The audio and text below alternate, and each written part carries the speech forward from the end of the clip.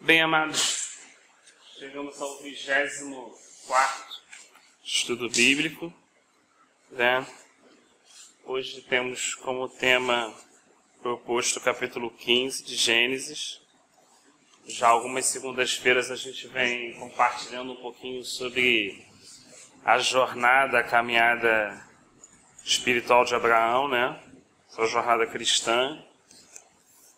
O capítulo 15 é um capítulo um pouquinho menor, mas acredito que igualmente rico, né?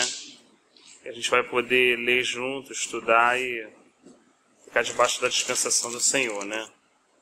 Que Ele libere para nós uma palavra rema, clara e renovadora.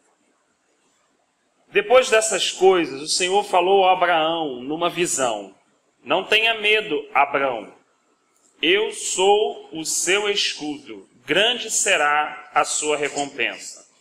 Mas Abraão perguntou: Ó soberano Senhor, que me darás se continuo sem filhos e o herdeiro de que possuo é Eliezer de Damasco? E acrescentou: Tu não me deste filho algum, um servo da minha casa será o meu herdeiro. Então o Senhor deu-lhe a seguinte resposta: Seu herdeiro não será esse, um filho gerado por você mesmo será o seu herdeiro. Levando-o para fora da tenda, disse-lhe: Olhe para o céu e conte as estrelas, se é que pode contá-las. E prosseguiu: Assim será a sua descendência. Abraão creu no Senhor e isso lhe foi creditado como justiça. Disse-lhe ainda: Eu sou o Senhor que o tirei de Ur dos Caldeus, para dar-lhe essa terra como herança.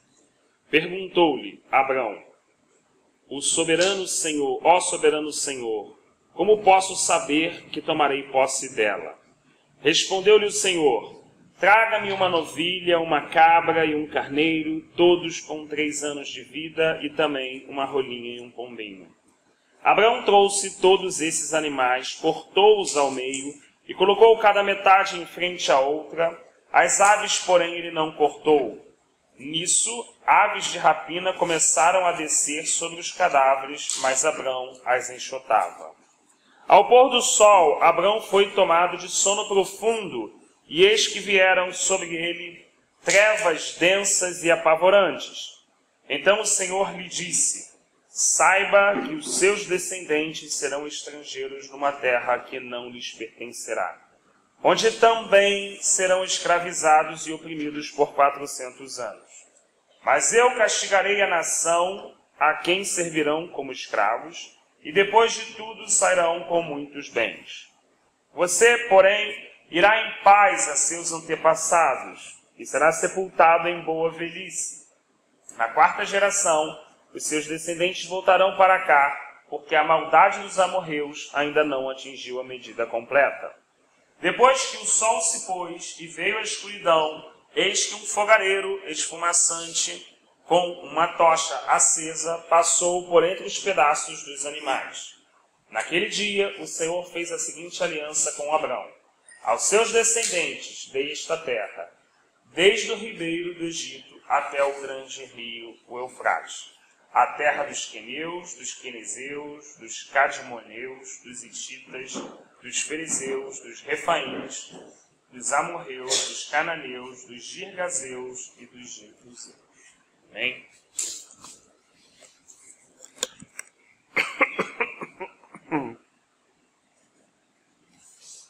Então o capítulo 15 começa: Depois destas coisas,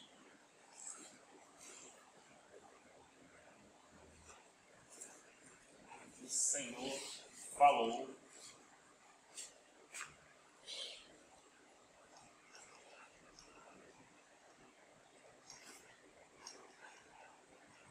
por uma visão.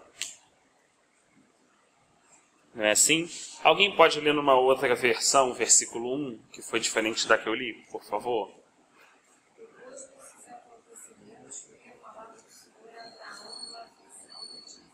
Ah, tá.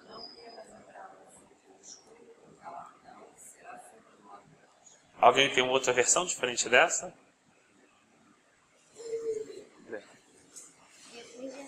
vezes o Senhor falou a Abraão numa visão. Não tenha medo, Abraão. Eu sou seu escudo, grande será a sua recompensa. A maioria, a totalidade das versões nesse caso, coincidem para registrar que Deus falou com Abraão por meio de uma visão, né? E eu fiquei pensando nisso quando a gente começou, antes de repente entrar no pormenor de Abraão, né? Eu fiquei pensando nas formas que Deus fala com o homem, né? Nas formas e nas maneiras que Deus fala. Deus pode falar audível, né? Como tem alguns registros bíblicos, né? E a pessoa ouviu mesmo. E aí ouvir, a gente tem o ouvir externo e o do coração também, né? Muitos irmãos já tiveram essa experiência. Eu ouvi Deus, mas a voz vinha de dentro, não é assim? Do coração. Você está ouvindo o Senhor, mas o Senhor está falando direto ao nosso espírito. Você sente Deus falando ao nosso coração. E há experiências, né, talvez um pouco mais raras, quando a gente escuta mesmo a voz de Deus, né? É uma voz como audível mesmo, né? Como eu estou falando, né? Deus deixou registrado em Jó também que ele fala por meio de sonho, né? Deus falou assim muito com Jacó, né? Por meio de sonho. Deus falou com Paulo também, né? Por meio de sonho, na sua jornada missionária, né? Isso é quando Deus está falando diretamente com a pessoa, né? Mas ele pode falar também por meio de alguém, né? Aí podemos colocar aqui um profeta, né? E eu vou pensar aqui, o profeta numa situação mais, vamos colocar assim, que eu posso dizer isso? Da maneira que a gente conhece, né? Um profeta chegar a este, o Senhor diz isso, mas muitas vezes Deus pode falar aqui através da comunhão, através de uma conversa, através de um conselho, não é assim? Ou além de por meio de alguém, Deus pode falar por meio de uma circunstância. Né? Deus pode falar também por meio de uma circunstância. Né? Mas esse por meio de um sinal, porque alguém pediu diretamente.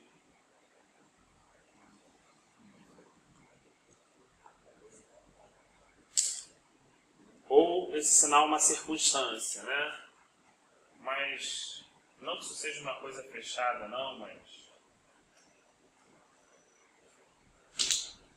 acho que todas essas experiências são importantes, mas Samuel, por exemplo, ouviu, né? Ele era pequenininho e ele ouviu Deus chamando ele e ele foi até Eli, né? Achando que era Eli que estava chamando ele.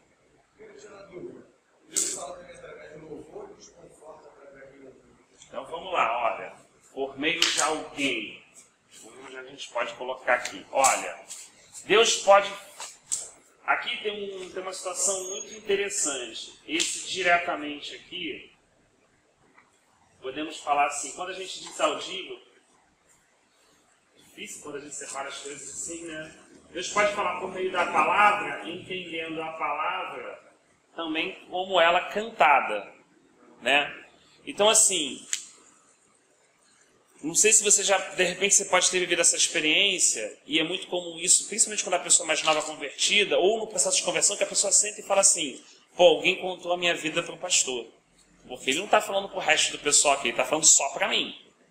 Então, apesar dele estar compartilhando uma mensagem à congregação, olha como é que é lindo, está saindo uma mensagem única, Deus está falando, mas de repente a pessoa que está sentada aqui nesse banco, Deus está falando assim, diretamente com ela. Todos os detalhes, assim, menores detalhes possíveis, você está encaixando ali. E o Espírito Santo, aquela palavra que está vindo, o Espírito Santo está pegando e está aplicando naquela pessoa. De repente, uma outra pessoa ali, aquela palavra estar chegando como um conselho, como uma direção, uma outra pessoa pode estar chegando como um alerta, uma outra pessoa pode estar chegando como um despertamento, porque cada um se encontra num momento diferente, né? Apesar da palavra ser a mesma, o Deus que está falando conhece os corações.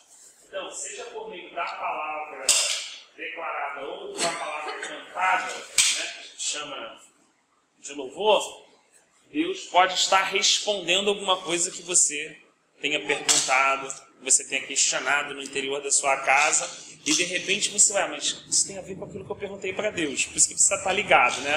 A pessoa pergunta, mas tem que estar atento na hora da resposta, porque vem uma, poxa, mas era isso que eu estava falando com Deus, estava perguntando isso, agora esse louvor vem e está me respondendo. Houve um exemplo de um irmão que respondeu essa semana exatamente isso, né? De um louvor que tinha ido para ele e ele acabou respondendo. Como Deus fala com a gente no momento que a gente precisa. E era um louvor, não tinha uma palavra ali, né? Era uma palavra cantada. Foi pega e passada. Aquela pessoa devia estar vivendo um momento tal que quando ela ouviu aquelas palavras que estavam cantadas, era exatamente a resposta que ela precisava para o momento que ela estava atravessando. E Deus falou ao coração dela, né? Rafael, às vezes até na rua, né? Você está falando com Deus, no meio dos problemas, que você passa aquele louvor. Exatamente, estou contigo, não temos alguma coisa assim, já aconteceu muito comigo. Já acontece. Acaba até rindo assim, Deus está comigo. Porque na verdade a gente acha que não está todo o tempo ligado com Deus, mas Deus está todo o tempo ligado conosco. É uma questão assim, né? Se a gente estiver ligado, vai estar 100% o canal aberto, né? Então assim, Deus, depois, parece que são fases engraçadas também na vida, né? A gente percebe que Deus chamou Abrão, aí depois ele veio, né, ficou ali entre Betel e Ai, houve a fome, ele foi para o Egito. Quando ele voltou, diz, depois desses acontecimentos, o Senhor falou com Abrão.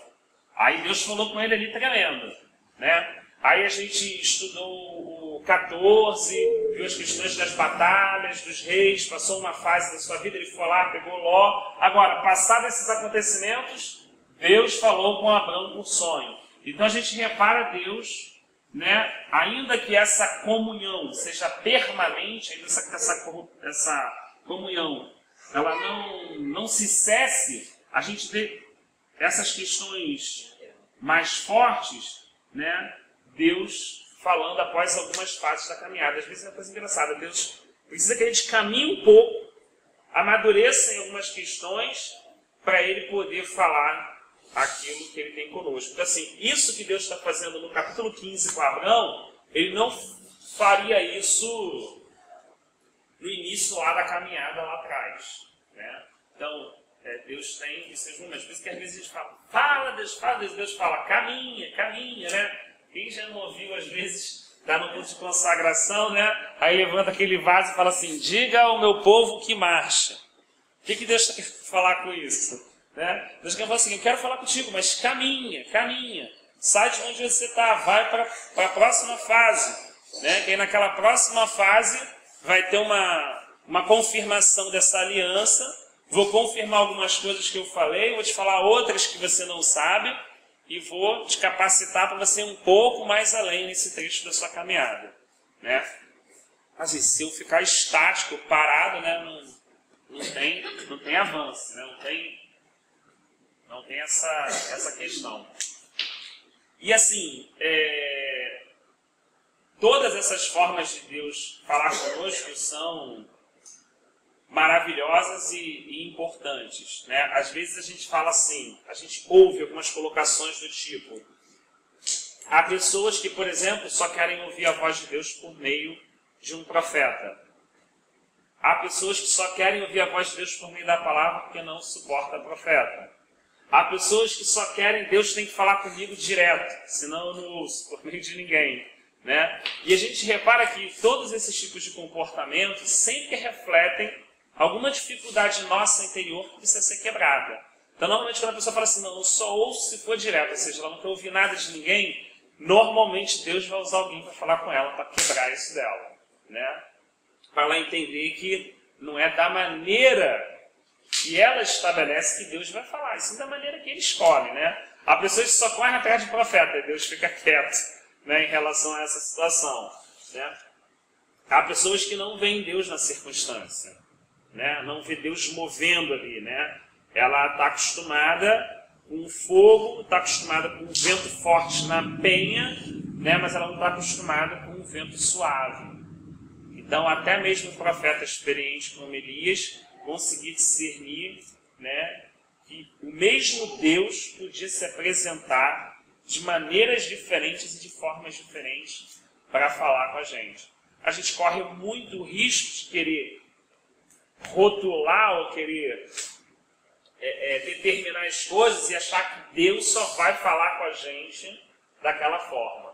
E a gente só perde com isso, né? É muito comum no início da caminhada. Então, essa pessoa entra e ela está acostumada a entrar, ouvir uma palavra e assim, Deus falou com ela. Então, quando Deus move de uma forma diferente, ela tem resistência. Ou a pessoa está acostumada, vem cantinho de fogo, desce na coluna de glória, então Deus falou com ela. Então, Deus, ele é Senhor, né? Ele, na verdade, não vai, muitas vezes até por misericórdia, né? Deus, por misericórdia, Deus ainda, né? Como é que eu posso dizer isso? Ele é Deus, ele é Senhor, mas é como um pai com um filho, né? Ele desce ali naquele limite que o filho está para se comunicar com o seu filho. Mas, na verdade, Deus fala da maneira que lhe apraz. Ele falou, né, com Moisés, está lá no relato no final do livro de Êxodos, né?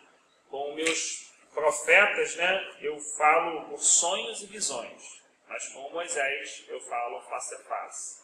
Né? Então, cada servo de Deus teve a sua experiência diferente. Né? Então, exatamente, assim. Outra coisa, nós que estamos agora na nova aliança, que é importante, já que se citou isso, né? Eu queria ler um texto que está em Hebreus, que é um texto que nos ajuda muito nesse equilíbrio. Que é o primeiro capítulo de Hebreus, que diz assim, ó.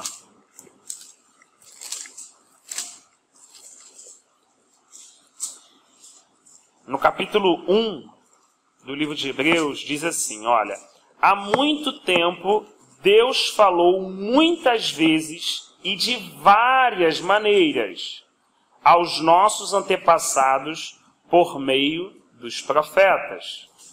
Mas nestes últimos dias falou-nos por meio do Filho, a quem constituiu o herdeiro de todas as coisas, por meio de quem fez o universo.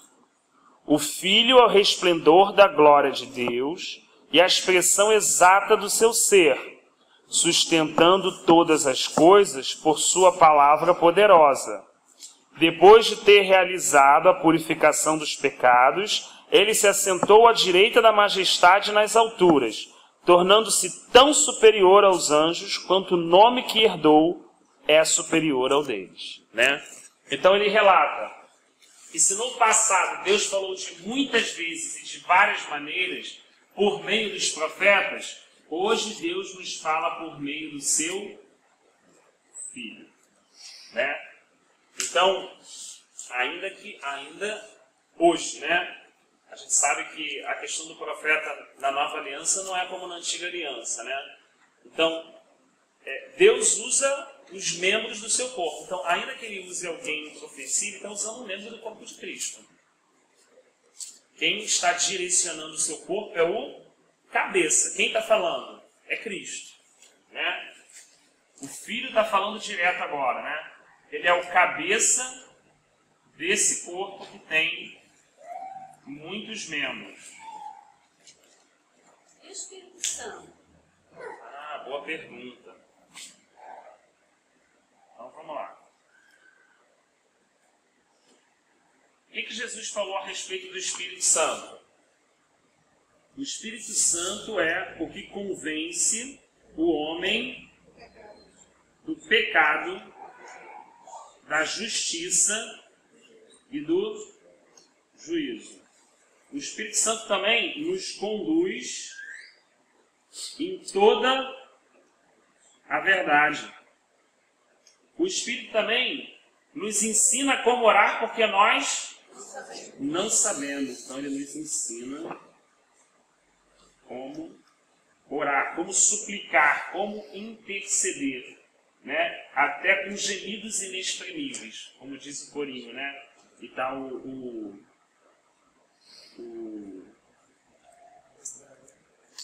texto que está em Romanos, né? Então,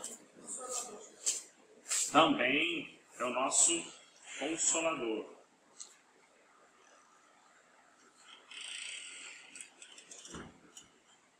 Né? Convence o homem do pecado, da justiça e do juízo, conduz a gente em toda a verdade, lembra a gente das coisas que aprendemos,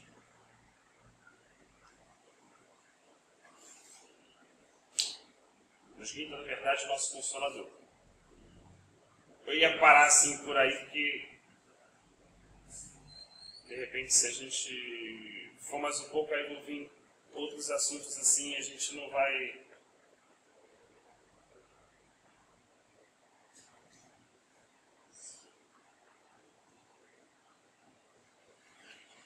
Mas só para deixar a sua resposta assim mais...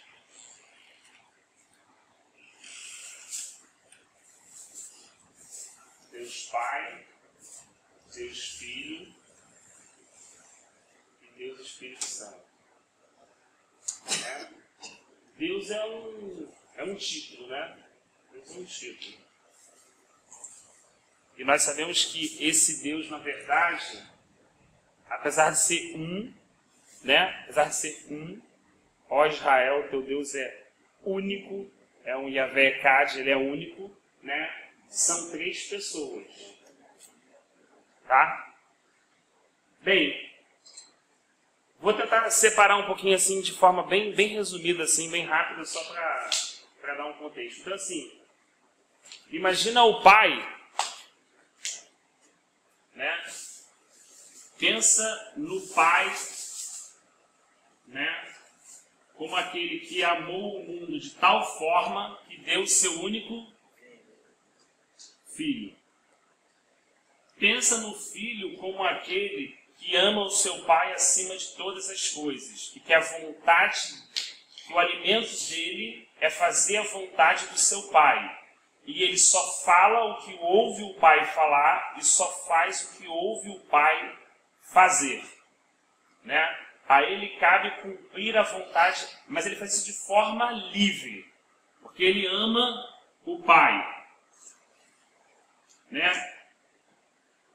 Jesus Cristo disse que depois que ele fosse assunto aos céus, ele enviaria quem? O Espírito Santo.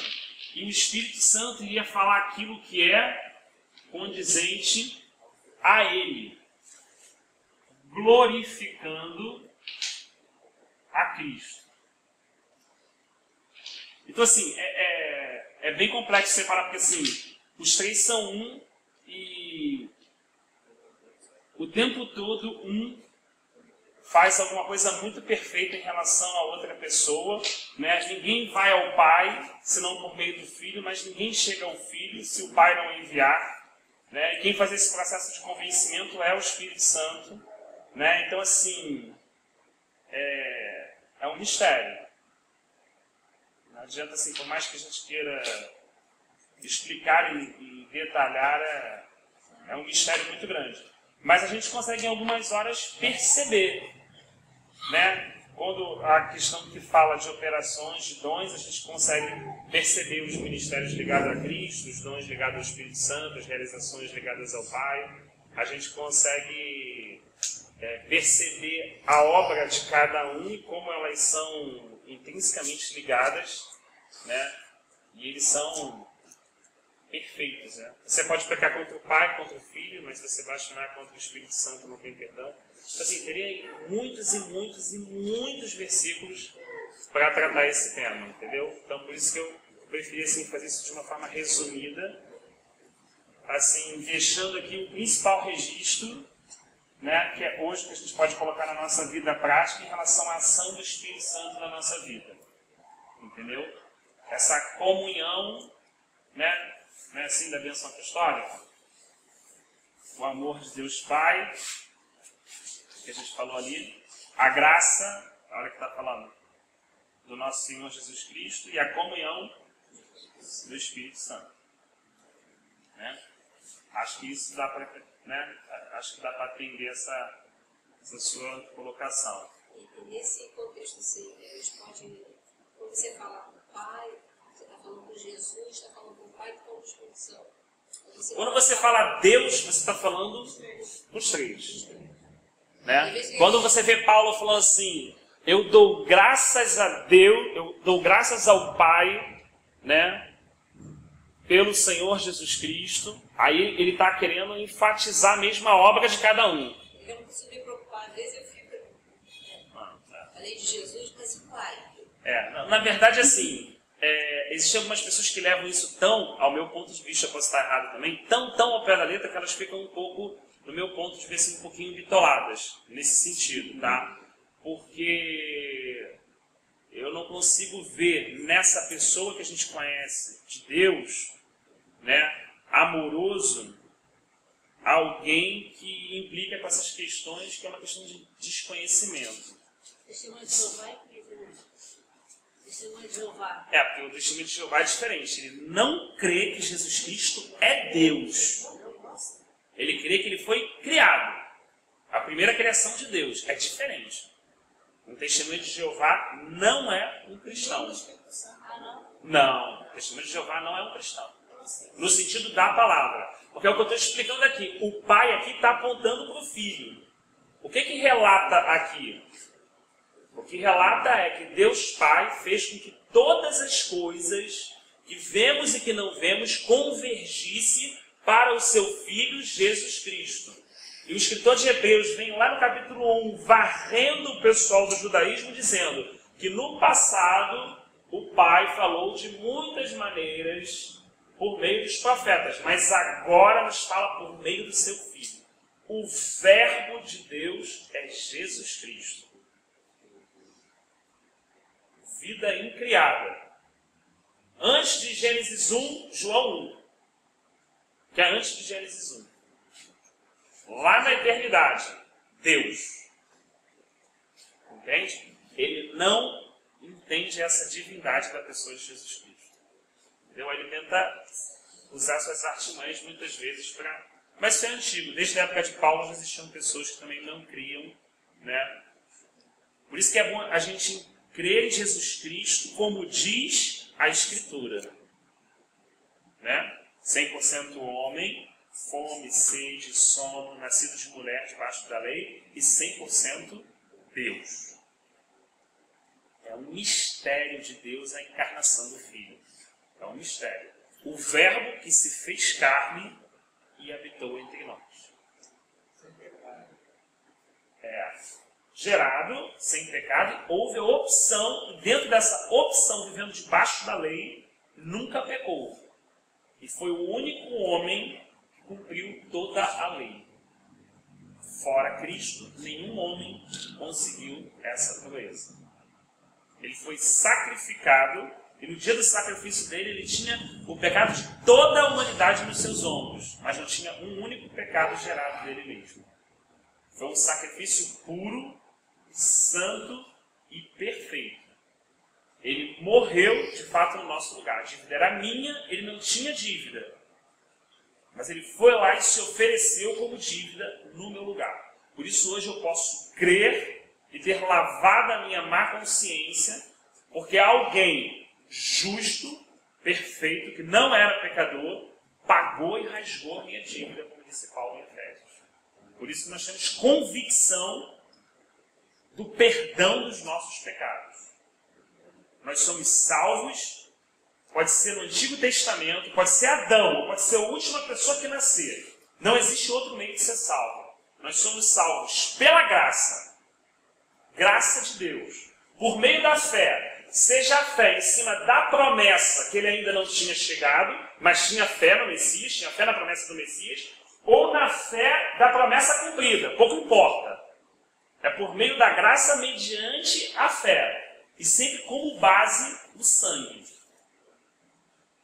A nossa salvação está em cima de algo que é sólido. Não está em cima de filosofia humana, de segundo fulano Kardec, segundo Cicrano, segundo livro do fulano de tal, segundo a pessoa tal, não. Nossa fé tem um alicerce bem sólido, né? No João 14 fala, né? Se você vai ao Pai, não é do Filho. Quando você ora, você termina falando em nome de Jesus. Isso tem peso mesmo? Eu acredito muito que tenha peso aquilo que a gente fala com conhecimento de causa. Por exemplo, vou dar um exemplo. Se você tiver um irmão e a gente fala assim, graça e paz, irmão, e a gente está acostumado a falar graça e paz, como uma outra pessoa no mundo fala bom dia, no meu ponto de vista isso não tem peso nenhum. A gente está só falando como um cumprimento. A gente não está falando aquilo de verdade. Entendeu? Então, assim, mais do que as palavras do vocabulário do português, do inglês, do espanhol, do alemão, são as palavras do coração. Disse Jesus. Então, quando você está falando aquilo, mas isso tem conhecimento de causa, né? Você tem essa compreensão real que Jesus Cristo é o seu sumo sacerdote único. E como ele é eterno, a gente leu aqui, né? E como ele foi assunto aos céus, depois da purificação dos pecados, e agora está à destra de Deus, imagina, a morte não tem poder sobre ele. Então, o Arão morreu. Aí tá, tinha os 2 filhos, mas também tinha morrido. Então levanta o outro filho. Vou chutar o nome aqui. Levanta Eliezer. Eliezer morreu. Então levanta fulano de tal. Aí depois os filhos de Zadok. E claro, como o sacerdote, ou o sumo sacerdote era um homem, era sujeito à morte, então quando ele morria, precisava levantar alguém da sua geração, né? Então assim, como Melquisedeque, que a gente estudou na aula passada, não foi assim? Agora não, o nosso sumo sacerdote, ele é como? Ele é eterno. E ele, na purificação dos pecados, ele não usou o sangue de bodes ou touros, mas ele usou o seu próprio sangue. Então é isso que a gente tem que entender. Então é graça mediante a fé, tá? Na pessoa de Jesus Cristo e na obra dele. Porque crer em Jesus até o diabo crê e estremece, como diz a palavra. Mas crer na pessoa dele e na obra dele, né? Graça, fé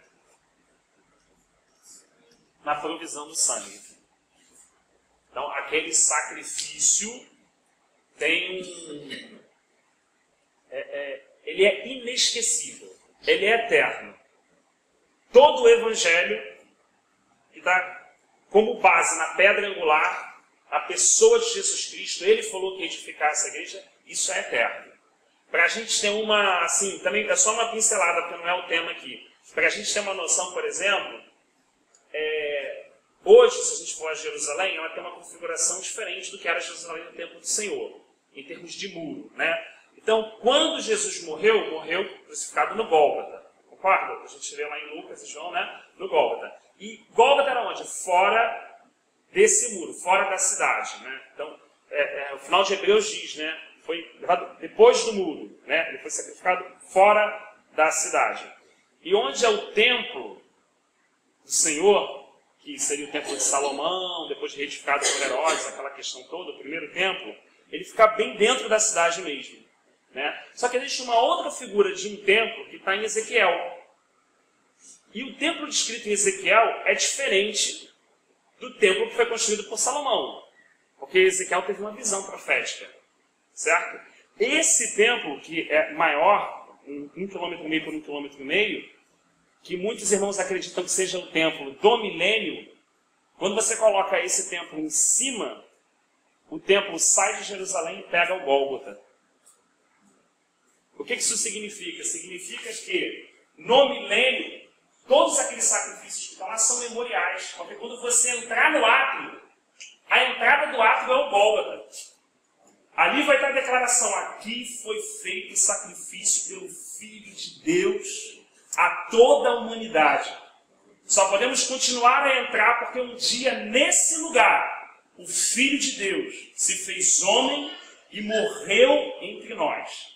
E todos os demais sacrifícios, como a cerimônia que a gente faz da ceia, que para nós é um mandamento que reporta ao sacrifício, os judeus ali no milênio vão estar fazendo coisas cerimoniais, a gente fala, mas Jesus não morreu, por que eles vão fazer sacrifício e tal? Mas aquilo são apenas lembranças apontando para o Gólgota, para o local do sacrifício perfeito. E aí sim a pessoa pode entrar no templo. E é lindo, né? Fica muito claro que assim, a nossa salvação, ela não está em cima de homem. Por isso Paulo falou, quando fui ter convosco, não fui com palavras de sabedoria, para que a vossa fé não se apoiasse o quê? Em homem, numa pregação. E foi tremendo, Deus moveu. Não, eu fui bem simplesinho. Por quê? Para que a salvação de vocês pudesse estar alicerçada no poder de Deus, na pessoa e na obra de Jesus Cristo. Não é sentimento, arrepio, pular da cabeça. É em cima daquilo que o Filho de Deus fez por nós. A nossa fé está centrada aí. Isso é importante para o cristão conhecer a sua fé, né? Ter essa certeza, essa convicção. Agora vamos tentar voltar lá, que era... Estava no versículo 1, né? No versículo 1. Então, assim, a gente percebe aqui Deus...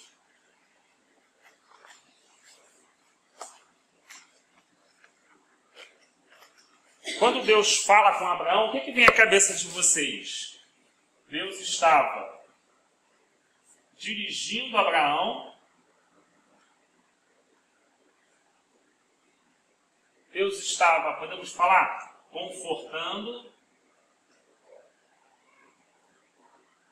O que mais?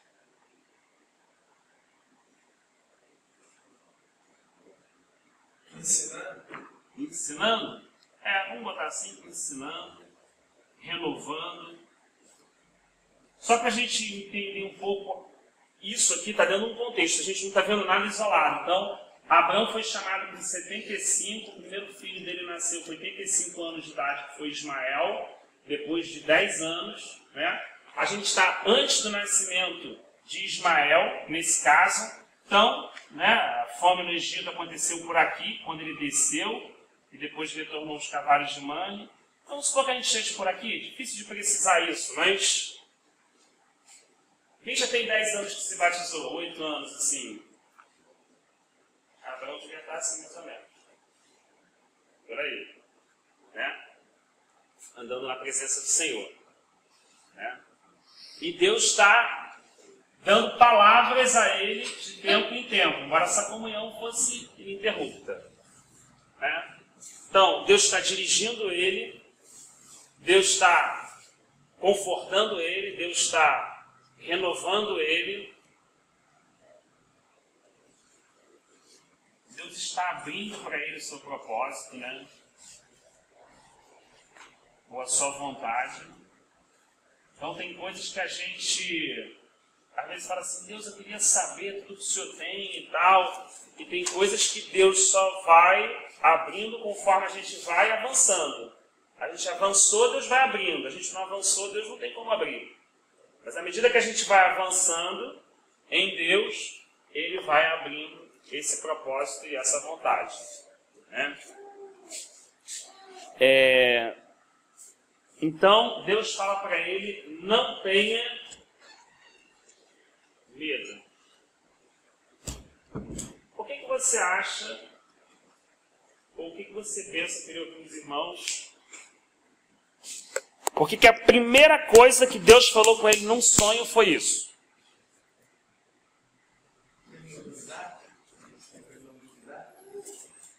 Acho que ele falaria assim, tenha fé. Se fosse para não duvidar, né? Deus falaria assim, olha, tenha fé no que eu estou te falando, confia no que eu estou te falando, crê no que eu estou te falando. Mas a primeira coisa que ele diz para Abraão é, não temas. Na minha versão, não tenha medo. O que você acha? Obrigado. Pensa assim, a gente está para compartilhar mesmo, né? Normalmente quando Deus fala assim com a gente, é para avisar que vai vir coisa por aí. Então te prepara. A palavra de Deus avisa antes, né? Mas é uma coisa meio comum, sério, assim, Deus falou com Josué, não tenha medo, eu serei contigo como sou com meu servo Moisés. Não perder a confiança em Deus. Então, não perder a confiança, vamos colocar coisas separadas, uma coisa é confiar e crer, como o irmão colocou, outra coisa é ter medo.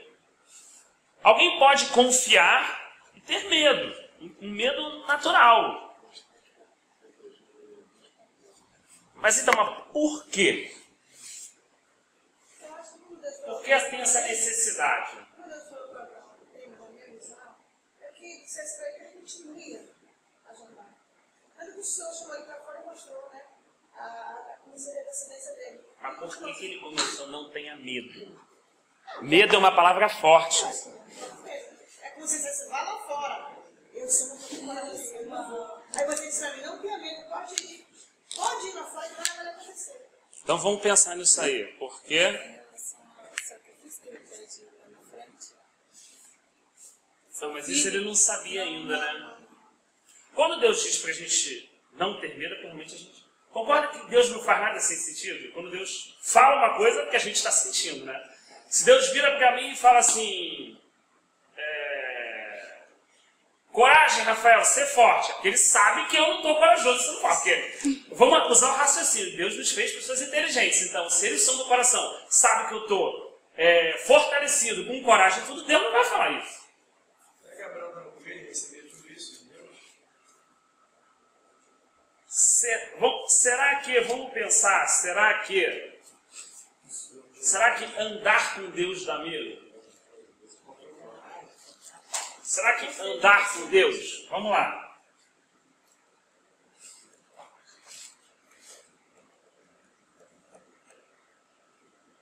Vamos pensar no seguinte, quando a gente vê alguém muito corajoso assim, né?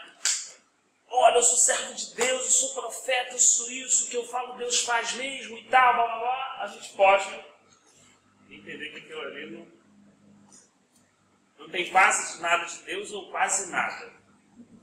Essa é a grande verdade. Para não dizer nada, vamos botar quase de nada, porque pode ter alguma coisinha. Né? Mas, quando você vê Jeremias falando assim, eu sou uma criança, eu estou com medo. Quando você vê Moisés assim, olha, eu não tenho condição, envia outro, porque eu estou assim, eu não sei falar direito, eu não sou assim, eu não sou assado, e tal, tal, tal. Eu não estou falando daquelas outras desculpas farrapadas, não. Eu estou falando desse andar com Deus, que quando o homem de verdade sabe quem é Deus e sabe quem ele é, a primeira coisa que toma ele é o medo.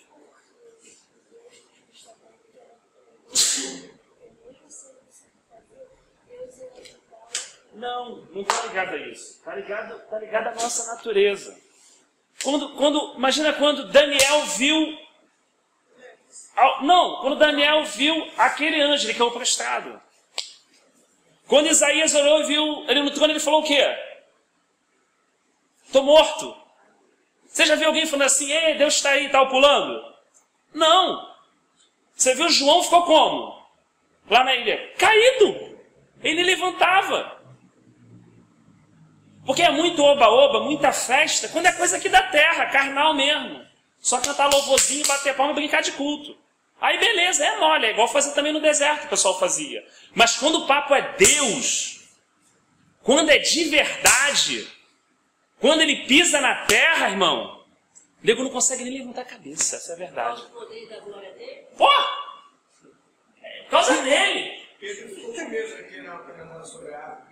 Pô, ficou com medo, ele ficou com medo só com um milagre, ele já falou assim, Senhor, eu não posso ficar junto com o Senhor, eu sou pecador. Só um milagre dos peixes. O que ele falou? Não posso. Quando ele aparece ressurreto na praia, ele não tinha coragem de perguntar. Então, ao mesmo tempo que a gente fala da aproximação da intimidade,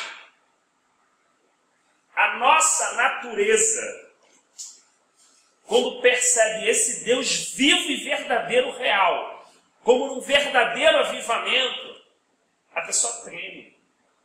Se está no oba-oba, tu fala assim, irmão, dá uma palavra lá, o cara pá, pá, pá. Quando tu está no avivamento, tu fala assim, dá uma palavra lá com a boca, pô, não quero nem abrir a boca. Eu não quero nem abrir a boca, eu estou aqui nesse cantinho. Irmão, só falo se Deus me espremer para falar alguma coisa. Por quê? O que acontece dentro dessa realidade? O que aconteceu quando a glória de Deus veio sobre o templo que Salomão havia edificado? Os sacerdotes ficaram como, irmãos? Caíram! Mas eles não são os homens de Deus. Eles não são os caras. Eles não estão ali para representar a Deus. O que aconteceu com eles? Eles caíram. Irmão, é o temor que dá, porque a natureza é muito diferente. Deus não é como o homem. Você se relacionar com o homem é uma coisa. Você saber quem é Deus e se relacionar com Ele, a primeira coisa em todos esses grandes homens é assim, ó, para mim não dá. Porque a pessoa vê que realmente, pô, quando ela está muito assim, animada, eu posso, eu faço e tudo, você vê que ela não tem noção. Ela ainda não tem noção. Quando ela realmente tem noção, ela olha para Deus e fala assim, não dá. Não dá, o negócio é muito sério. Não dá. E aí Deus vem e fala, não, dá, porque eu vou fazer, dá. Aí ele pega a brasinha flamejante lá do trono dele, bota na boca de Isaías, ele vai lá, põe o dedo sobre a boca de Jeremias, certo? Ele vai lá e confirma na vida de Moisés através daquelas ações ali que ele faz. Então, ele faz dar, mas a pessoa começa naquela obra tendo consciência que ela nunca vai poder fazer aquela obra nela mesma. Que ela é incapaz de fazer aquela obra, mas o Deus que chamou ela para aquela obra torna ela capaz cada vez que ela pega alguma coisa para fazer. Entende assim a diferença?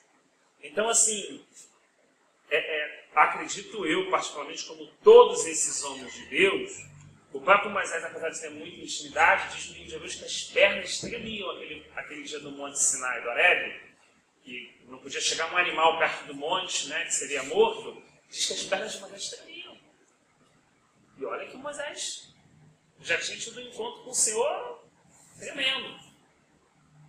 Porque a presença divina mesmo, né, conta alguns irmãos em alguns relatos de alguns avivamentos na história, quando a presença de Deus, quando a glória de Deus vem mesmo, a convicção nossa de pecador se torna absurda.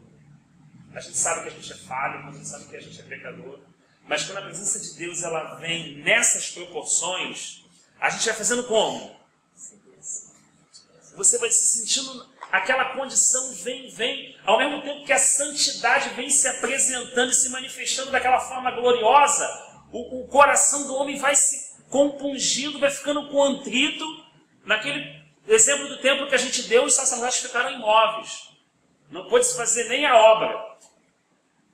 Tal era a manifestação da glória de Deus. Então, por que a gente está falando isso aqui? Porque às vezes, só para a gente, não é que a gente vai parar de orar assim, a gente vai continuar orando assim, mas só para a gente ter um pouco mais de consciência. Quando a gente fala assim, Senhor, vem com toda a tua glória sobre esse lugar. Esse tipo de oração que a gente faz, que não é errado a gente fazer, mas só para a gente ter noção do que a gente está pedindo.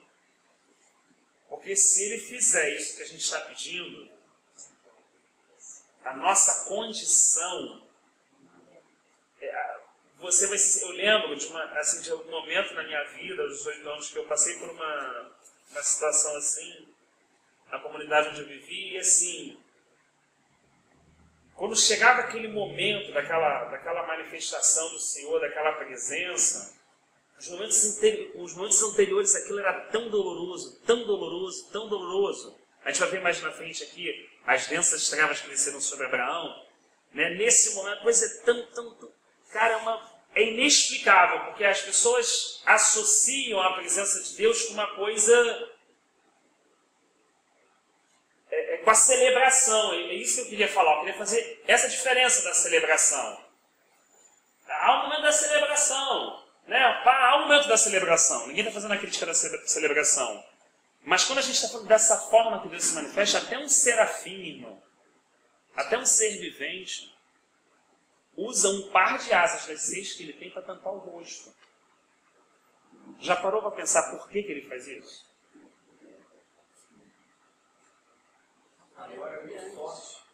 Já parou para pensar por que ele faz isso? A gente fala assim, a glória é muito forte, só que o nosso forte é uma coisa. É aí que eu estou querendo chegar. O nosso forte é, né? Às vezes o pastor fala, eu tenho que parar o mistério, porque tá... Esse é o nosso limite, que a gente é assim, vaso de barro. Você está falando de um serafim, ainda que um ser criado por Deus, mas você imagina a magnitude de glória que Deus depositou sobre ele.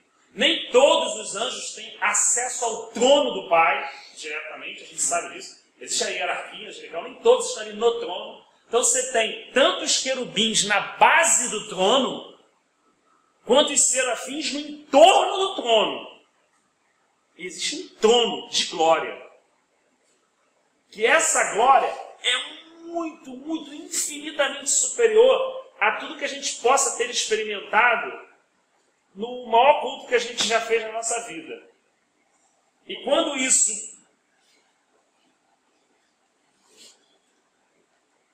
encontra a gente, quando isso de alguma forma imprensa a gente, nos dá medo. Já viu alguns irmãos? Não foi nem longe. Antes de ser batizado pelo Espírito Santo, que eles tinham dificuldade, que eles falavam assim, ouvi uma coisa, uma glória, esse negócio, eu tinha medo, eu parava. Hoje você também já ouviu assim? Porque era uma presença, uma coisa, eu tinha medo, eu parava. Aí vinha um outro irmão mais experiente e falava, não, irmão, mas é assim, você pode continuar, vai louvando o Senhor, vai glorificando e tal. E quando ela era batizada aquilo, né, o Espírito Santo vinha sobre ela e ela parecia que se ela pulasse, ela ia como? Não é assim? A gente está falando só de uma experiência. A gente está falando só de uma experiência. Imagina o tamanho do nosso Deus. Agora imagina, para tudo isso que a gente está falando, o que é problema? Agora, o que é problema? Problema já não se tornou mais problema. Porque por mais que tenha qualquer problema, irmão, à medida que essa glória desce, à medida que essa presença se manifesta dessa forma, que ainda que Deus seja onisciente, esteja em todo lugar, mas ele se manifestar dele, isso queima, corrói, destrói qualquer coisa que esteja impura ou contra a vontade ou o propósito desse Deus. Uma coisa que eu penso muito, na Bíblia, quando a Lúcifer cai no céu, acontece que ele, então, imaginando, se ele fez isso, imagina se ele vai ser. Assim, existem, alguns relatos na Bíblia, alguns salmos refletem isso, que quando Deus ia avante na batalha, na frente era como o jardim do Éden, e na trás como o deserto morto. Você imagina o fogo dele andando, e aqui o consome. Essa glória consome, ela purifica. Ela de fato purifica. Então assim, algumas coisas... Senhor, enche essa glória. Meu Deus, se ele fizer isso... Senhor, faz o que você tem que fazer. A gente começa a orar com mais sabedoria. Senhor, faz o que está proposto no teu coração para hoje. Senhor, aquilo que o Senhor sondou e preparou para a gente não possa aproveitar cada momento desse. Que o Senhor possa, né? É como você quisesse pegar uma criança de 5 anos e falar, aí, puxa 200 quilos aí no... Não vai fazer isso. Eu já tive a oportunidade de ver que eu nasci do sol acima das nuvens. E eu tapei os olhos para poder conseguir mexer o vestir, para conseguir ver o nascer do sol. Imagina eu nascer 10 vezes mais. Você, 4 ou 5 minutos para o sol, mais ou menos, você queima a retina, né? Você tem problema de cegueira. E diz que assim, o sol, irmão, é menos do que uma velhinha acesa, assim, ó. É nada na glória de Deus. Se Deus manifestar a glória, só apaga. O sol já é uma estrela de quinta grandeza. Então, assim, já não é muita coisa. No universo, a gente não só do sol. E se Deus se manifestar, só apaga. Então, quem é esse nosso Deus que a gente está falando? Quem é o Deus grande, poderoso, Senhor dos exércitos? É esse Deus que a gente serve. Esse é o nosso Deus. Né? Por que nós pecamos? Disse Jesus. Porque não conhecemos a Escritura. Mas o que é não conhecer a Escritura? Se a Escritura fala dele, é não conhecer ele. Nós pecamos porque nós não conhecemos ele. Não, mas eu digo assim, até o que a gente pode conhecer, a gente acha que Deus é poderoso. A gente não sabe, a gente só acha. Não, Deus é poderoso. Tá, eu já vi, irmão. Eu, particularmente, já tive o privilégio de ver uma pessoa na minha frente, a 3 metros, e o Senhor aumentando a perna dela crescendo na minha frente. Eu já vi isso. Já vi. Deus é poderoso. Agora, irmão, esse Deus é poderoso em cima dessa experiência que eu vi. Que é nada. A gente está falando de uma perna de alguém que Deus criou. Ele diminui, ele aumenta, ele faz tudo, né? Eu já não presenciei, mas conheço pessoas de confiança, né? Já viram pessoas que partiram e o Senhor ressuscitou. Nunca vi pessoalmente nada como Lázaro, só escrito, com mais de 3 dias. A gente fala assim, Deus é poderoso. Mas esse Deus ainda é poderoso. Jesus falou assim, se vocês tiverem fé, vão fazer coisas maiores do que eu fiz. Então vai além do que a gente acha que ele é poderoso. A gente fala assim, Deus é grande, mas ele não é o grande que você pensou dentro da tua cabeça agora. Quando eu falo assim, Deus é grande, você imaginou, Deus é grande, não é? Ele não é desse tamanho. Você não imaginou? Eu falo assim, Deus é grande, aí você imaginou, não é? Ele não tem esse tamanho. Esse tamanho que ele está dizendo que tem é você. Ele não tem esse tamanho. Por isso que às vezes a Escritura fala, ele pega com a palma das suas mãos o oceano. Entendeu? Os maiores montes são como pedrinha. Para a gente poder pensar e falar assim, rapaz, Deus é grande mesmo. O salmista faz isso aí, a gente pensa, mas ele ainda não tem esse tamanho também.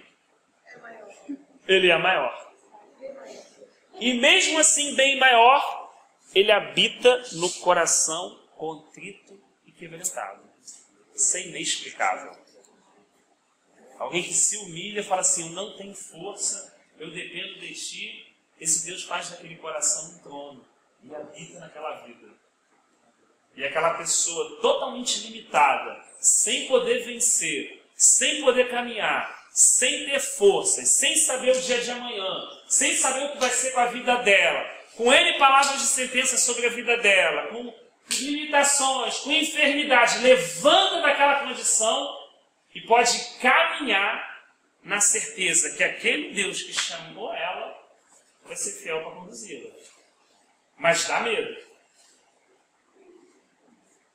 Né? E aí Deus fala, não tenha medo. Esse medo eu não quero que você tenha. Não tenha medo. Não tenha medo, Abraão. Falou assim, não tenha medo. Era no início ainda, pouco tempo. Deus conhece a nossa condição, diz o salmista, e sabe que a nossa estrutura é pó. E Ezequiel tem um texto que eu gosto mais ainda, que diz assim, porque nós somos menos do que o nada. Às vezes a gente fala assim, eu não sou nada. Não, irmão, você ainda não entendeu. É menos que o nada. O nada você ainda não viu o tamanho seu. É menos que o nada. Porque cada vez que a gente vai se chegando a Deus, a gente vai vendo que Deus é maior. Pô, então eu sou menor ainda. Caraca, Deus é muito mais poderoso do que me contaram. Caraca, então eu sou muito mais limitado e mais dependente do que eu imaginava.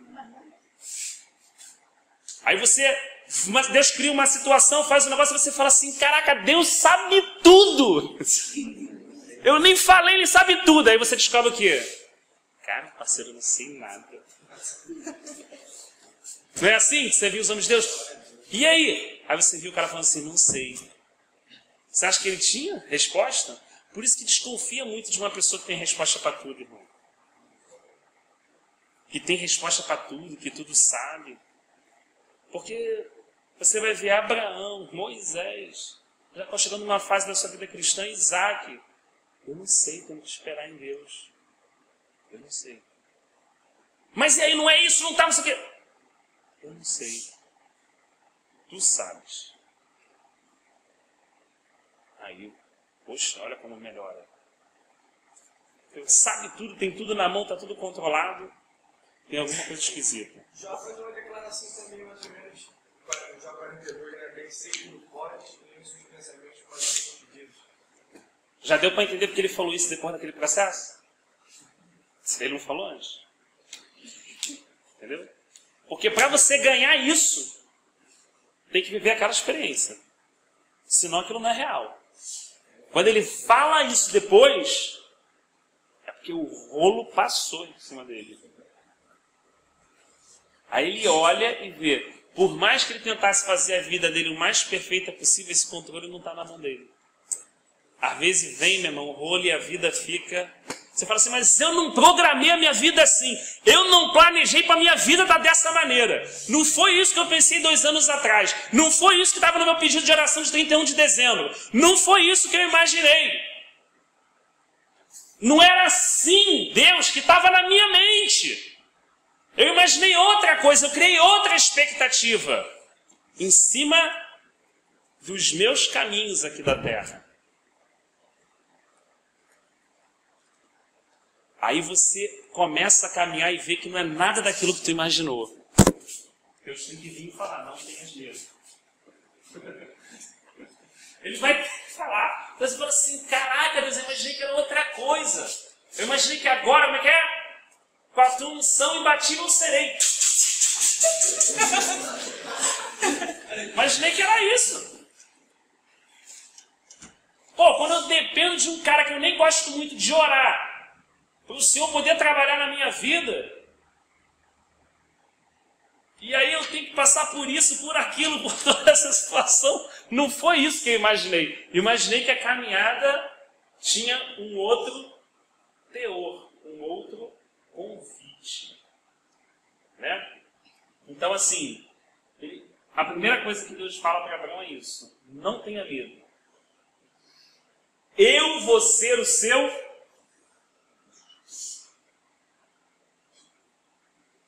Eu vou ser o seu escudo. Os irmãos que gostam de ver filme assim e tal, de guerra, né, e tal, eu gosto de ver esse filme assim, daqueles antigos, todos de guerra e tal. Lembra quando né, você vê um exército contra o outro, que eles vão lutar e batalhar? O que normalmente fica marcado no escudo do pessoal que está indo? Normalmente aqueles antigos, né, lança, aquele escudão, o pessoal indo. O que fica no escudo do pessoal?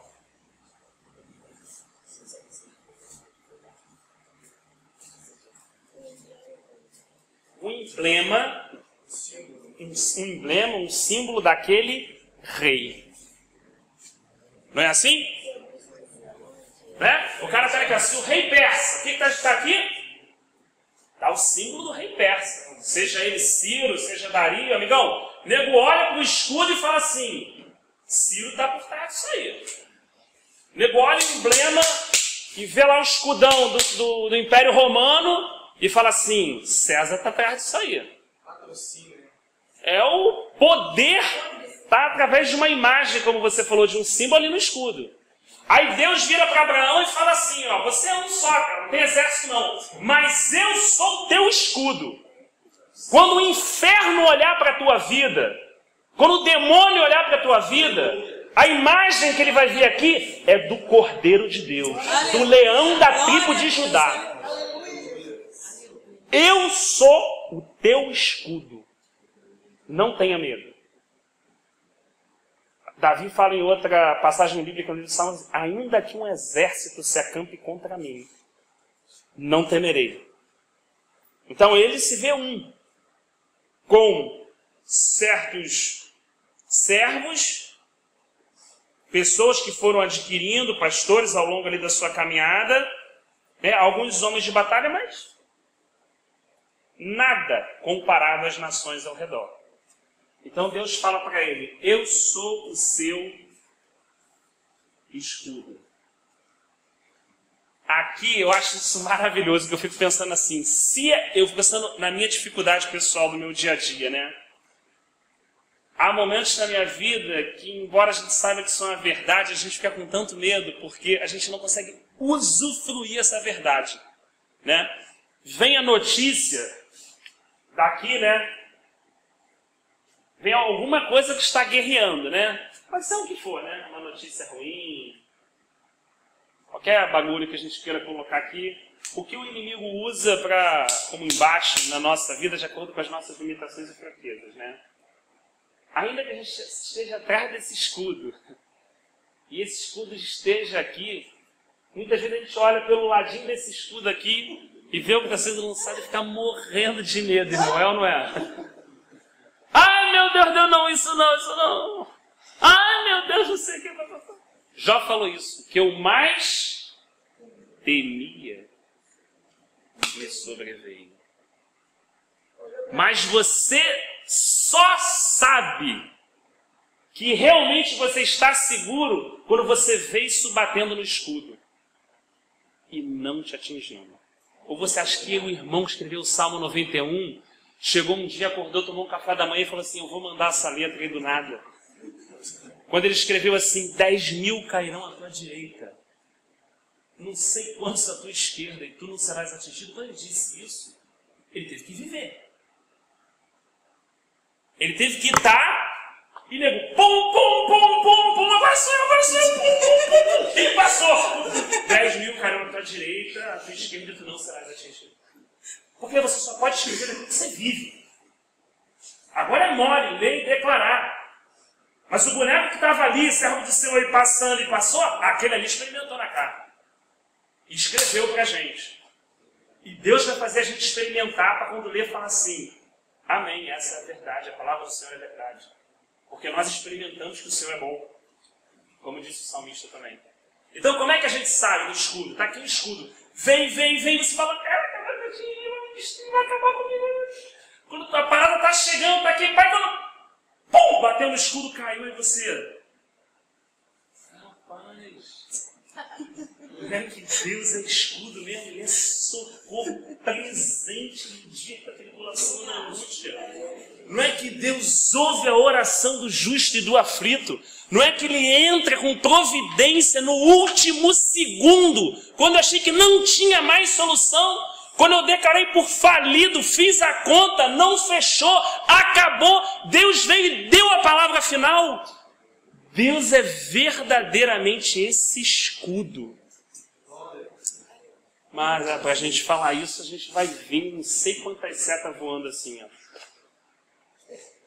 Olhando e... Eu lembro que uma vez eu fiquei apavorado, que eu estava numa vigília. Aí Deus levantou um vaso e a irmã falou assim, tinha um terreiro de macumba em frente, né? Eu era garoto, mano, nunca mais esqueci disso. Aí ela era uma serva de Deus mesmo assim, né? Daquelas fervorosas, e ela levantou e falou assim, irmãos, ora. Ó, vamos todo mundo orar de joelho, porque eu vi agora o pessoal fazendo o trabalho ali, tem várias setas de fogo que foram lançadas sobre esse lugar. E estava vindo, né? Aquelas setas do inferno, né? E meu irmão, eu falei assim, meu Deus. Você fica tão desesperado que quer se esconder até debaixo do banco, né? Achando que esse tipo de seta não vai passar pelo banco, né? Na hora você perde até um raciocínio, que você fala assim, tudo que eu não quero é ser atingido. Eu não quero que dê ruim para mim. Quando, na verdade, Deus quer mais do que não dar ruim para mim. Porque enquanto eu estou me preocupando em tudo ficar certinho na minha vida e não dar nada ruim, Deus quer que eu tenha uma experiência prática na minha vida, que o não dar ruim não é o mais importante, mas viver, experimentar e conhecer que Deus é o meu escudo e o meu socorro presente é muito mais importante. E por isso vai ter momentos da minha vida que eu vou ter que invocar esse socorro e vou ter que experimentar ele para poder dizer isso com propriedade, né? Então Deus estava falando isso com Abraão. Abraão, eu sou teu escudo. Então, antes de vir a promessa, que a gente gosta de nela, estão vindo, Deus está, como diz a juventude, comendo pelas beiradas, né? Está só dando uma daqui e dali. Ele fala assim, grande será a tua recompensa. Mas Abraão perguntou, ó soberano Senhor, que me darás se continuo sem filhos? Então, a grande aflição de Abraão era o fato de não ter filhos. Né? Isso é algo, não é à toa que talvez tirando aquela questão do Egito que a gente comentou, pequeno deslize assim, não gosto nem de usar essa palavra assim, de Abraão no caso de Agar, foi a questão de filho, né? Ter aceitado aquele convite da sua esposa. Não ter filhos era algo que significava muito para Abraão. Assim, todas as vezes a gente vai reparar que ele está tocando no mesmo ponto. Isso era algo que ele desejava o quê? Muito. Se de 100 palavras, 90 a gente fala do mesmo assunto, esse assunto significa o quê para a gente? Muito. Então, ter um filho para Abraão significava muito. Mas para ele de uma forma especial, acredito eu. Porque é uma coisa que, sabe, cada um tem uma necessidade maior, né? Ele desejava muito um filho, né? Mas Deus fala com ele o seguinte: seu herdeiro não será desse servo, né? Vá para fora e olha para o céu e conte as estrelas, se é que pode contá-las. E prosseguiu: assim será a sua descendência. Então Abraão foi lá para fora. Ele só não olhou o mesmo céu que a gente está olhando, porque ele estava numa região do norte do planeta, né? Mas são as mesmas estrelas até hoje. Algumas nasceram, outras morreram, mas olha só como é que a coisa é. Um dia eu fiquei olhando para a lua e fiquei pensando nisso. Falei assim, meu Deus, né, que Abraão olhou para isso aí. Assim, Deus é muito fiel mesmo, né? Tá tudo aí, ele não muda. Ele realmente não muda. Ele é alguém que a gente pode confiar, né? Falou para ele: olha para o céu e vê se você pode contar as estrelas. Né? Aquelas pessoas mais estudiosas e tudo que gostam de números, né? Dizem que aproximadamente no céu do norte do planeta você pode ver em torno de 8.000 estrelas contadas, mas centenas e dezenas de milhares você não consegue ver por causa da distância, né? A olho nu. E ele estava pedindo um filho. Um filho. E Deus vira para ele e fala assim: a sua descendência será como as estrelas do céu. Imagina, você está com uma expectativa em cima de algo e Deus está fazendo algo. Você está com a expectativa só que dê tudo certinho ali em casa, aqui e tal. A nossa expectativa é ali, ó, um filho. E a expectativa que Deus está projetando é muito maior. Porque Deus faz infinitamente mais do que pedimos ou pensamos, conforme o seu poder que opera em nós. Então é muito mais além. Então Deus manda olhar para o que Ele quer fazer e não para o que eu estou pedindo. Primeira situação aqui. Eu estou pedindo, Deus fala assim: não, cara. Sai! Sai! Sai! Deixa esse lugar. Sai da tua visão, sai do teu ponto de vista. Para de enxergar a tua vida como você está enxergando a sua vida. De alegre, triste, certo, errado. Sai da tua tenda. Sai da tua condição. E vai para um outro lugar que é lá fora. E olha para onde eu mandar você olhar. É isso que eu vou fazer na sua vida. Isso é um convite. Às vezes, irmãos, a gente está muito fechado dentro da nossa tenda. Dentro da nossa própria vida.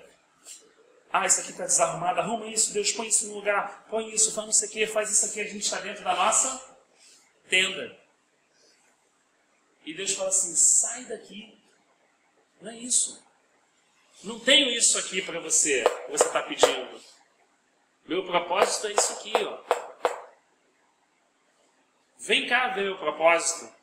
Isso é um convite.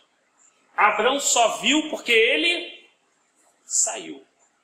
Se eu e você não sairmos, a gente vai ver? Se eu continuar olhando para a minha vida, minha tenda, eu vou conseguir ver? Eu vou conseguir ver. É? Não vou conseguir ver. Então, quem vai fazer isso aqui é Deus. Mas para ele fazer existe um convite.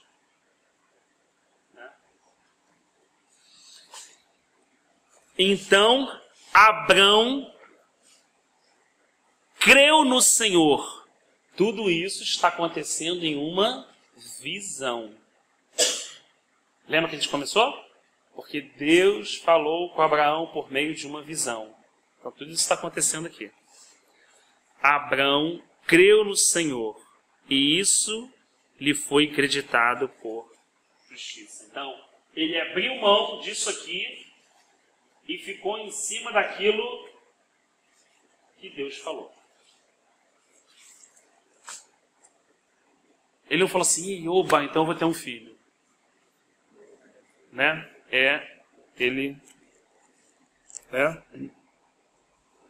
Disse ainda, eu sou o Senhor que o tirei de Ur dos Caldeus. Lembrou eles de onde ele saiu. Isso é muito importante. Então, nesse processo da jornada cristã que está aqui, Deus lembra de onde ele saiu. E Deus manda ele olhar para onde ele vai chegar. Então, o caminho do justo é uma reta. É a menor distância entre 2 pontos, né? Eu preciso saber de onde eu saí e aonde Deus quer me levar. Então ele fala assim, ó, olha, é aqui que eu vou te levar. Agora, lembra, eu sou o Deus que te tirou de Ur dos Caldeus. Eu guardo a tua entrada e a tua saída, desde agora e para sempre. Amém. Não tenha medo, Abraão. Não foi você que saiu, fui eu que te tirei. Como assim, irmão? Eu que te tirei? Deus não falou para ele sair, não foi ele que saiu? Ou foi Deus que tirou ele? Coisa interessante, né? Porque Deus falou, sai. Mas quem saiu? Abraão. Mas agora Deus fala assim, fui eu que te tirei?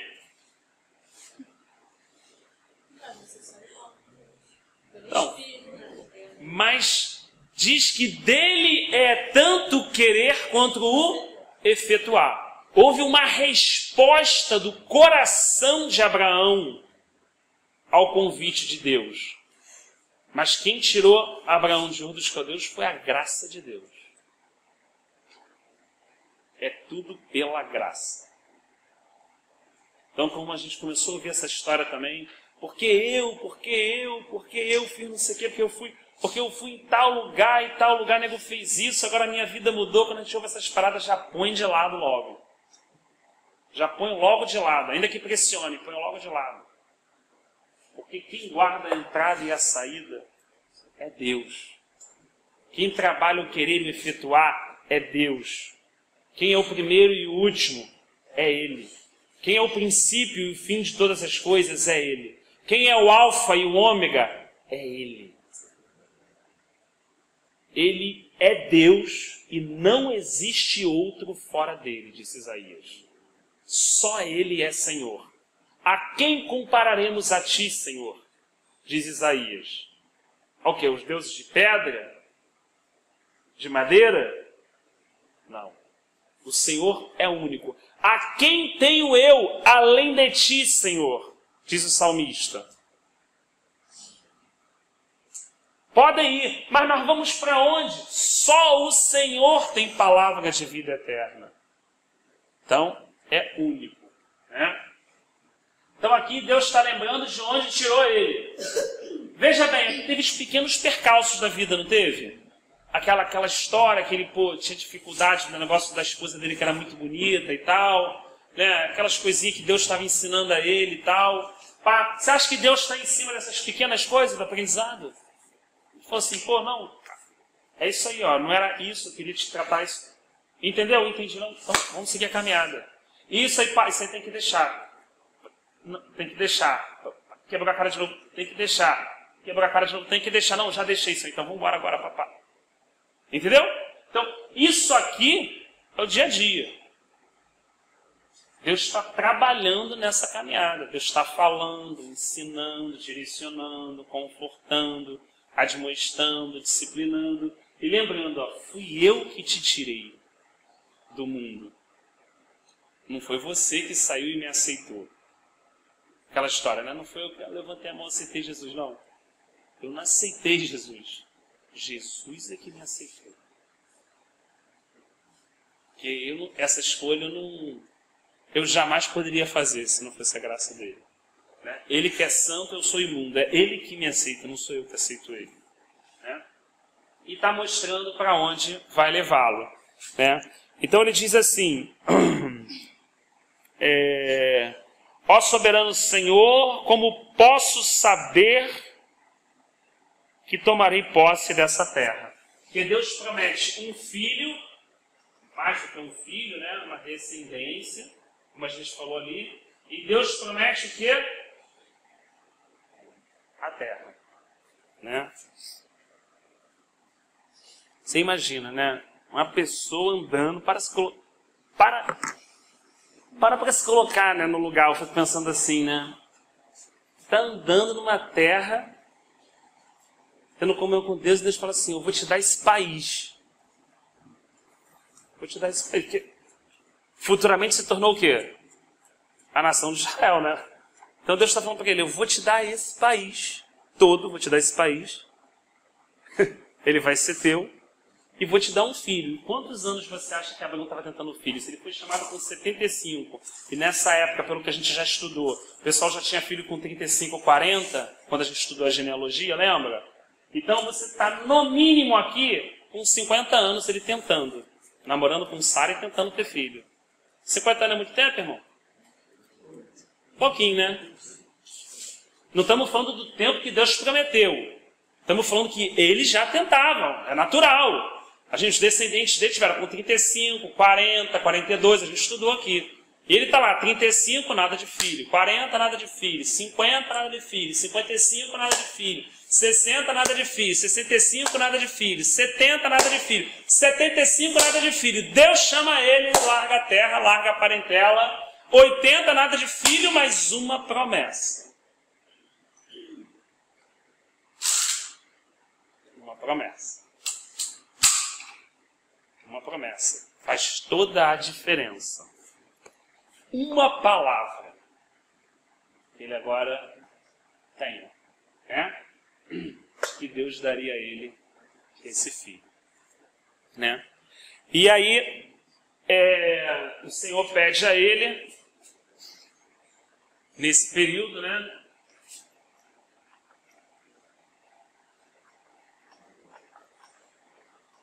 Uma promessa. Mas é muitos anos, mas uma promessa. Uma promessa. De filhos.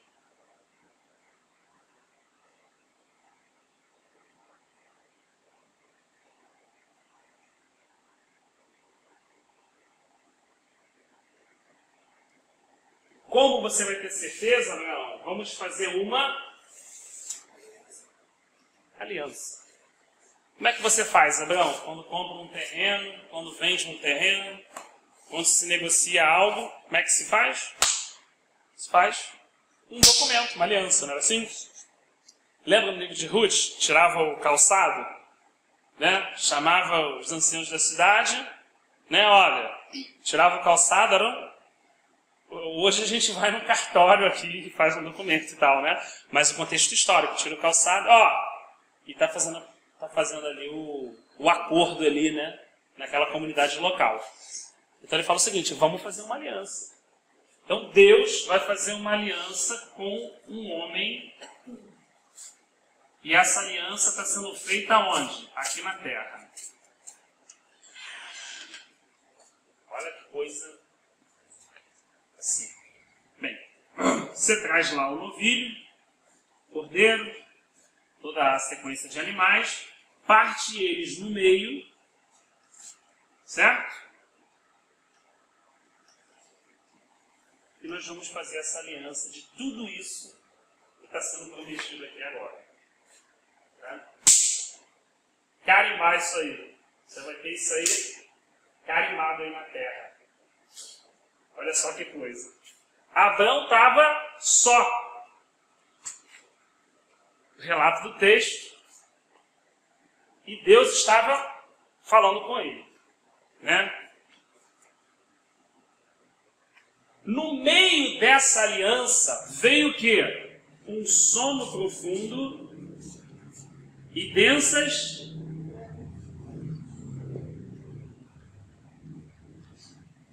momento dessa aliança.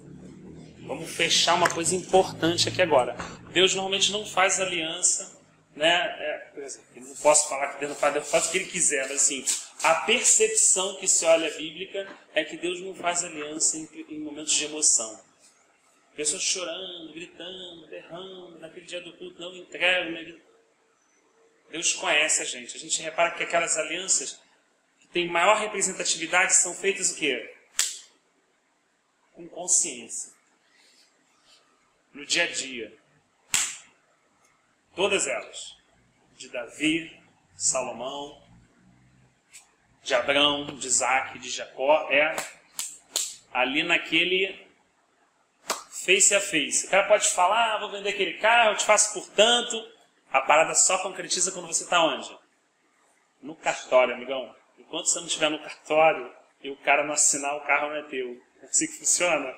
Então ali é que você pode chegar até ali e falar assim, pensei que era bem, não gostei tanto e pum, ir embora, né? Bem, que outra aliança a gente pode lembrar que veio trevas também? Vou botar aqui do lado. Para a gente ter um grau de comparação.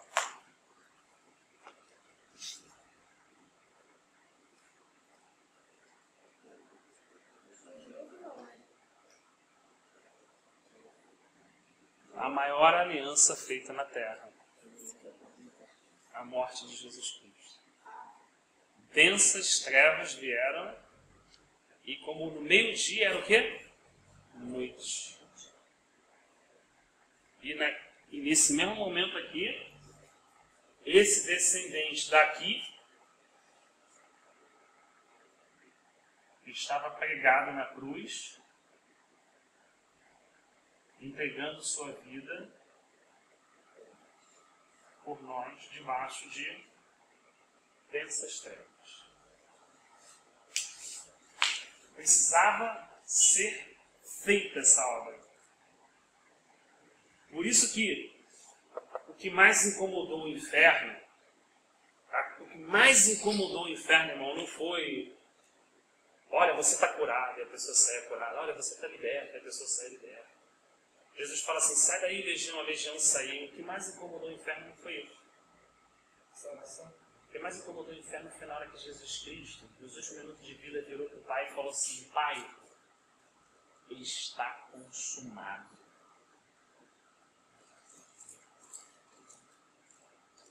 Essa foi a frase que o inferno mais estremeceu. Pai, está consumado. Jesus já reclinou a cabeça e para onde foi? Ela desceu para tomar a chave da morte do inferno na mão do diabo.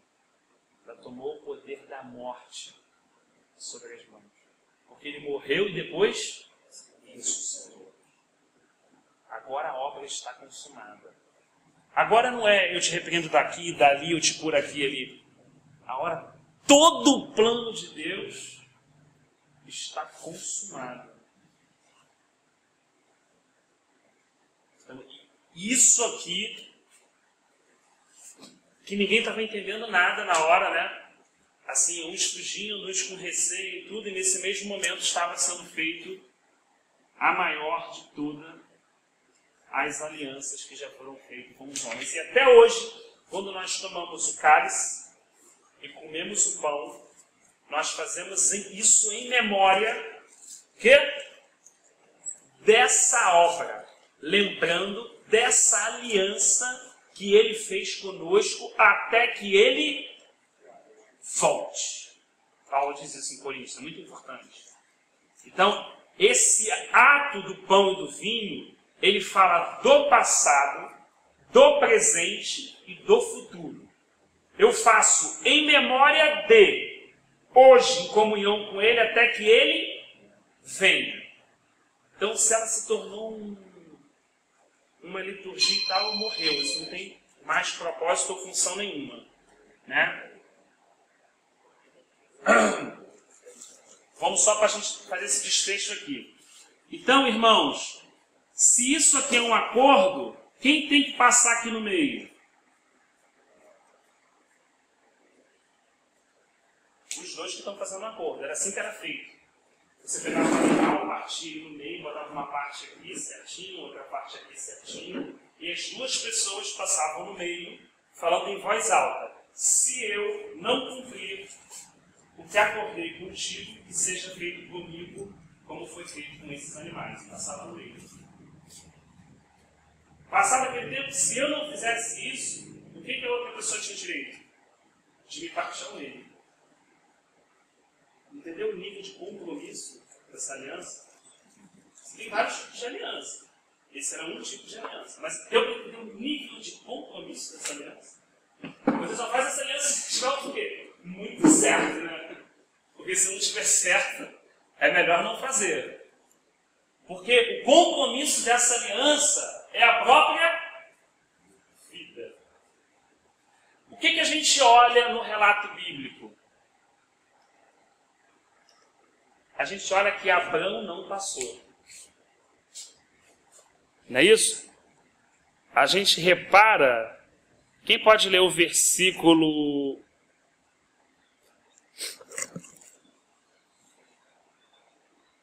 17? Sucedeu que quando o sol houve escuridão, e eis que um fogo de fumaça e uma tocha de fogo que passou por aquelas metades. Repete de novo.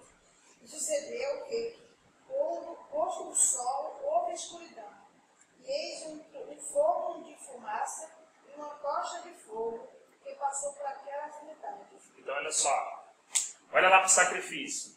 O sol se pôs. Houve densas trevas. Abraão não passou. Quem passou foi esse fogo fumaçante e a tocha.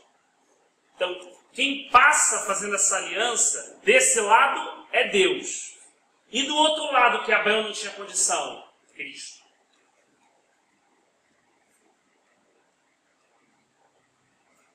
De um lado, quem está passando? O Pai. E do outro lado, quem está passando? O Filho, o homem. Fazendo uma aliança para nós. Porque não teríamos condição de fechar essa aliança. Não teríamos condição de propor e nem de cumpri-la. Então aqui a gente repara já a pessoa de Cristo substituindo a pessoa de Abraão. Ou seja, é ele e ele mesmo passando aqui. Para garantir e falar, ó, tudo isso que eu falei está documentado fisicamente na terra agora. Eu vou cumprir isso. Vou fazer isso. Tem algo na terra. Né? Seja feita a tua vontade aqui na terra, como ela é feita no céu. Então, trazer aquilo que estava no coração de Deus, materializar agora, concordar aqui na terra. Certo? E aí, só para a gente poder entender que isso não tem a ver só com Abraão e aquela coisa toda, o que surge dessa aliança? Surge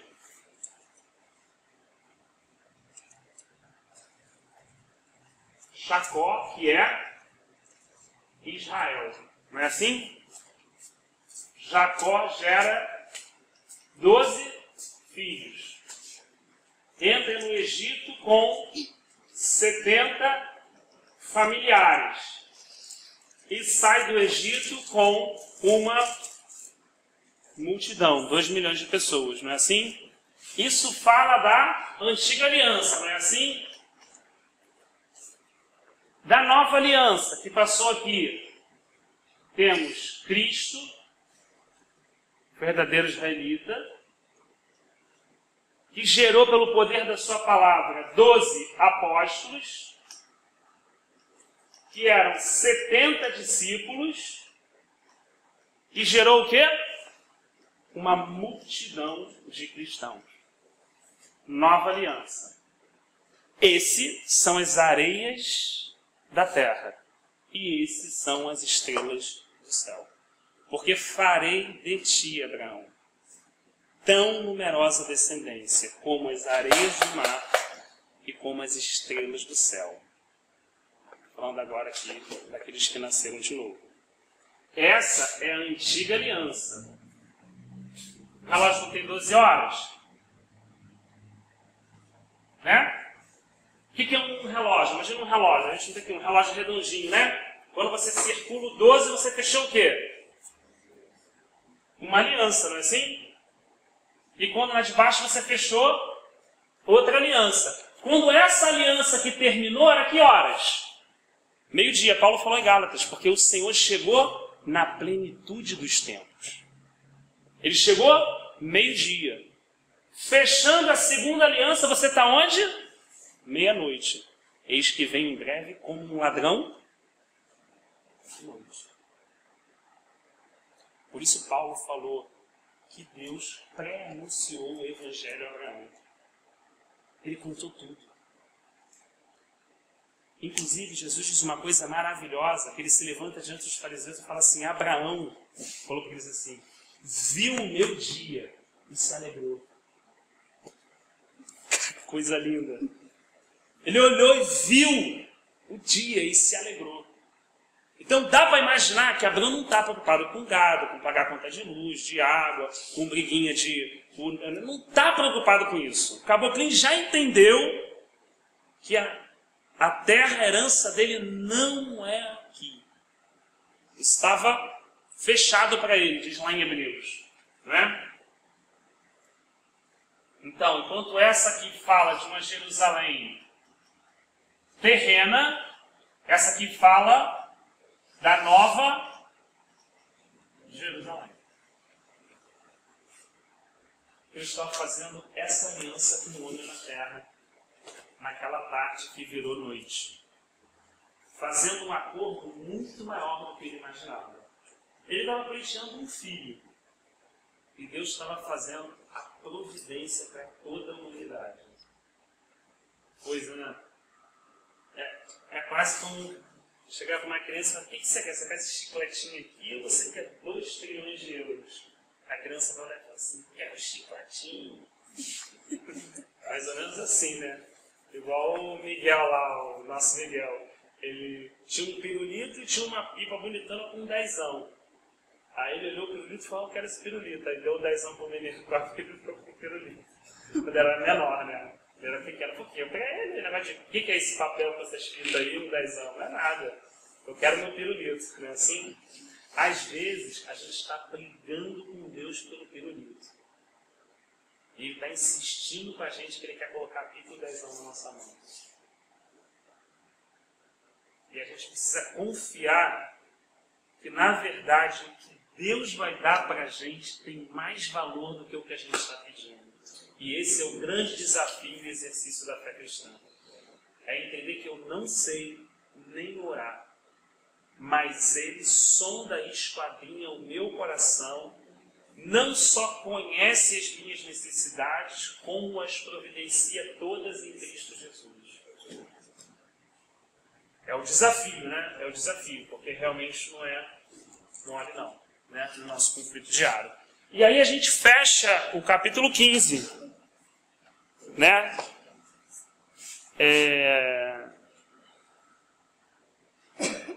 Entendendo aqui que Deus deu tudo. Deus falou para ele agora no finalzinho, falou que, ó, você vai ter, olha, foi detalhe, né? Você vai ter sua descendência, mas ela vai ficar presa aqui, escrava há 400 anos, não é isso? Mas na quarta geração, que é certinho, a geração é quando o cara tem um filho, aí você conta, né? O cara teve 50 anos, teve o primeiro filho, então a geração dele é aquela. Abraão teve com 100, 4 vezes 100, 400, né? Então assim, daqui a quarta geração, eu vou trazer eles para cá de novo. Não é assim? Mas eu vou castigar essa nação que tratou mal eles, e eles vão sair o quê? Com riquezas, não é assim? Eles vão despojar o Egito. Então já não entendi. Eles eram escravos ou trabalhadores? Porque o tempo todo a gente fala como eles fossem escravos. Mas se no final Deus pagou o salário de todo mundo? Pô, eu trabalhei 400 anos como escravo. Tá bom, o escravo é o quê? Trabalho não ganha nada, não é isso? Mas eles trabalharam, Deus fez questão de fazer o quê? Pagar. Eles despojaram a maior nação da terra. E saíram com os bolsos. Ou você acha que todos aqueles 70 quilos de ouro para fazer o candelabro, 34, você acha que tudo aquilo saiu da onde? Do Egito. Não é assim? Do Egito. Né? Então é muito interessante. Às vezes a gente fala assim, não, porque o Senhor fez eu passar tudo isso. A gente olha pelo lado, mas fala assim, pô, mas chegou no final, e por outro lado eu te fiz isso, isso e isso, e você não reconhece, né? Você só reconhece o outro lado que eu apertei. Mas o outro lado que eu dei maior moral e tudo, esse você não fala, né, Rafael? Você só quer valorizar aquele lado que foi difícil, que foi apertado, que foi vento. Mas e o outro lado? Por tanto esse outro lado, né? Tu não pesa? Né?